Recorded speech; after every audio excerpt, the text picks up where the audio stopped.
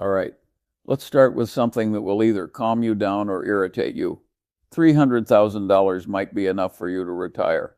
Now, before half of you faint and the other half accuse me of insanity, relax. I didn't say it's enough for everyone. I said it might be enough for you.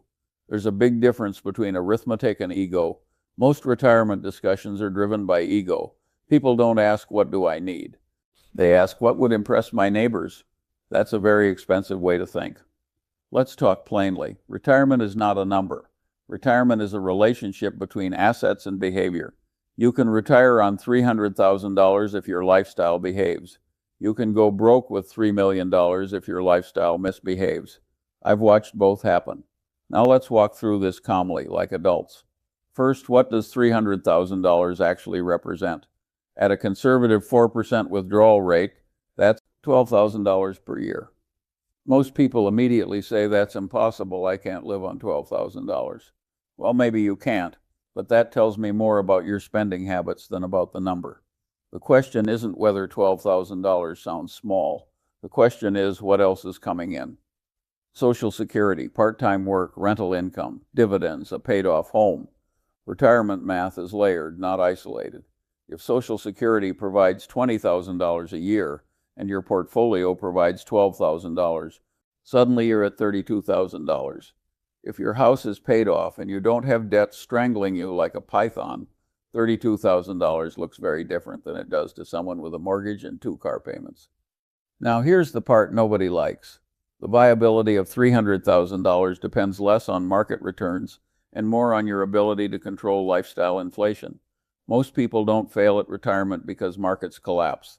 They fail because their desires compound faster than their investments. Desire is the most aggressive growth asset in the world. It grows automatically unless disciplined. You don't need $2 million to retire. You need a paid-off house, modest habits, low fixed costs, and the psychological maturity to stop competing with Instagram. Now let's talk about something more uncomfortable. Most retirement calculations assume you will behave rationally. That's optimistic.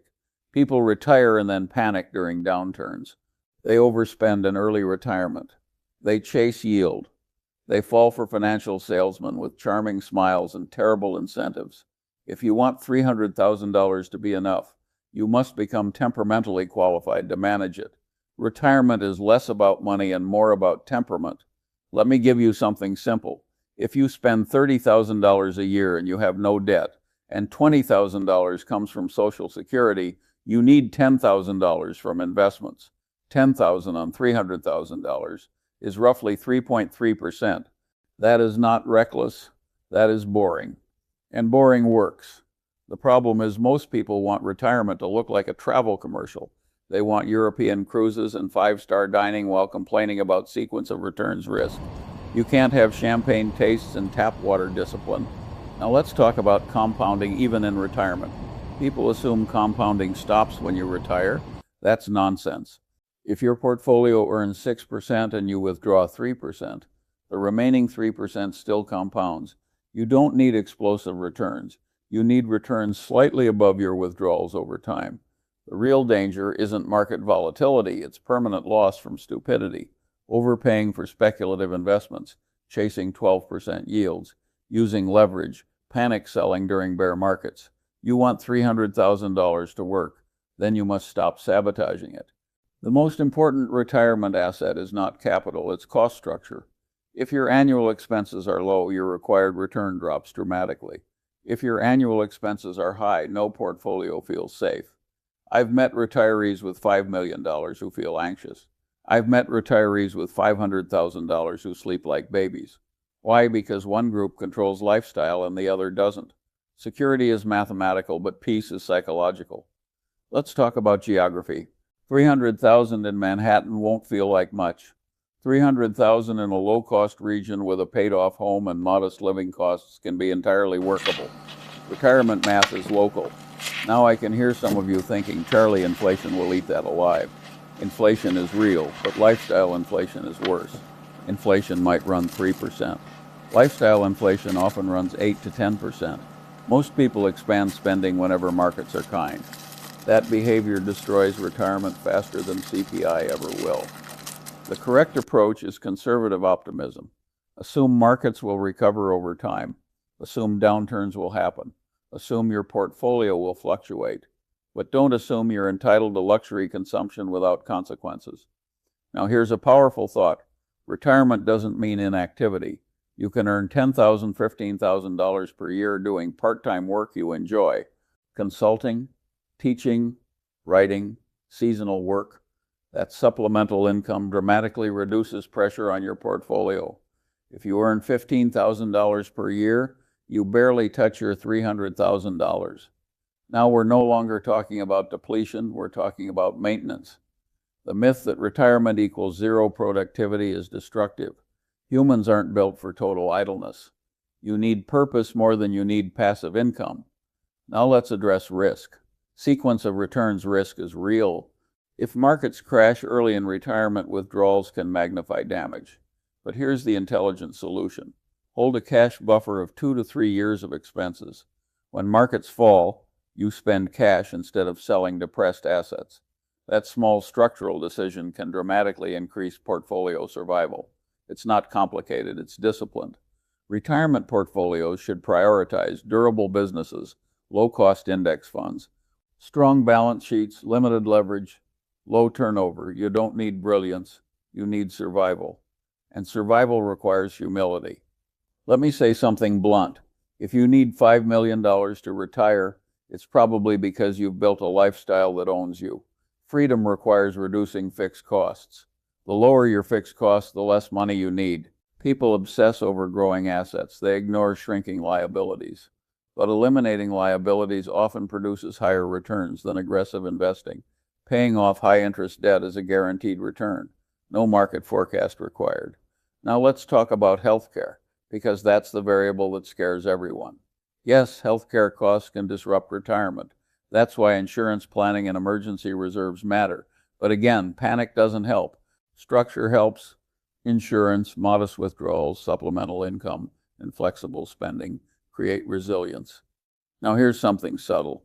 $300,000 is enough only if you treat it like capital, not like a lottery win. If you withdraw responsibly and let compounding operate quietly, it can last decades. If you view it as a spending license, it will disappear astonishingly fast. Money compounds, but spending compounds too. A $5,000 increase in annual expenses requires an additional $125,000 in capital at 4%. People raise expenses casually without realizing the capital required to support them. Now let's examine psychology. Most retirement fear is not mathematical, it's emotional. People don't trust themselves to behave rationally during downturns, and frankly, many shouldn't. That's why systems matter. Automatic withdrawals, automatic rebalancing, low-cost diversified holdings. You remove emotional decision-making. Retirement is not about being smarter. It's about being less reactive. If markets drop 30% and you panic sell, no amount of capital will protect you. If markets drop 30% and you calmly adjust spending temporarily, even modest capital can survive. Behavior determines outcome. Let's talk about time horizon. If you retire at 65, average life expectancy might take you to 85 or 90. That's 25 years. At 3-4% withdrawal with reasonable returns, survival is statistically plausible, especially with Social Security. Now let's invert the problem. How do you guarantee $300,000 won't be enough? Take on debt. Increase spending annually. Chase high-risk yield, ignore taxes. Sell during downturns. That's the formula for failure. Avoid those behaviors, and your probability of success rises dramatically. Here's something I've learned after decades. Financial security is not about maximizing wealth. It's about minimizing stupidity. $300,000 with discipline beats $3 million with chaos. Now, I'm not suggesting complacency. If you can accumulate more than $300,000, wonderful. Margin of safety is attractive, but don't fall into the trap of thinking there's a magic retirement number. There isn't. There's only disciplined behavior relative to lifestyle. And here's the real secret.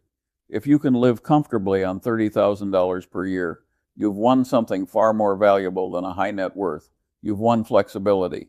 Flexibility reduces fear. Fear drives poor decisions. Poor decisions destroy portfolios. Now let's zoom out. Why do people assume retirement requires millions? Because media sells aspiration. Financial firms benefit from larger asset targets, but real wealth is independence. Independence comes from low expenses and rational behavior. Let me ask you something. If your home is paid off, you have $300,000 invested conservatively. Social Security covers basic needs, and you work occasionally for enjoyment. Are you poor or are you free? Most people confuse status with freedom. I prefer freedom. Now let's finish with realism. 300,000 is not universally sufficient. But for disciplined individuals in moderate cost environments with controlled spending and supplemental income, it can be entirely viable. Retirement is a math problem wrapped in psychology. The math is manageable. The psychology is the challenge. If you master behavior, you reduce the required capital dramatically. If you refuse to master behavior, no capital feels safe. So don't obsess over hitting a giant number. Obsess over reducing fixed costs, eliminating debt, building resilience, practicing emotional control, creating flexible income streams.